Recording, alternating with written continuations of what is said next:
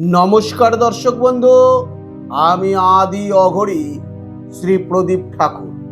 আপনার মেয়ে আপনার পারমিশন ছাড়া একটি ছেলের সঙ্গে অবৈধ সম্পর্কে লিপ্ত হয়েছে। এই সম্পর্ক থেকে কাটানোর জন্য বহু জায়গায় গেছেন, বহু কিছু করেছেন, মেয়েকে ফিরিয়ে আনতে পারেননি।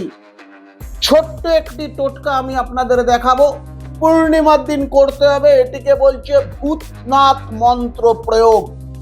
জাগ্রত একটি টোটকা। এই রকম একটি আটা দিয়ে প্রদীপ বানিয়ে নিতে হবে এবং কোনো কারণে যদি এই আটাটা দিয়ে আপনার মেয়ের, যাকে করবেন তার ছোঁয়া লাগাতে পারেন, তাহলে খুব জাগ্রত একটি টোটকা।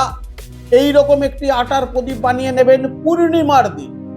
এই আটার প্রদীপের মধ্যে তেল দেবেন, তিলের তেল, আর এই রকম একটি সলতে দিয়ে ঘি দিয়ে প্রদীপটাকে জ্বালাবেন।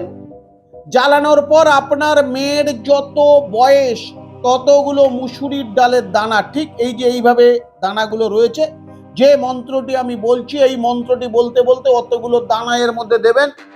মন্ত্রটি একদম সহজ মন্ত্র, ওং নমঃ ভূতনাথায় সমস্ত ভুবন ভূতানি স্বাহা।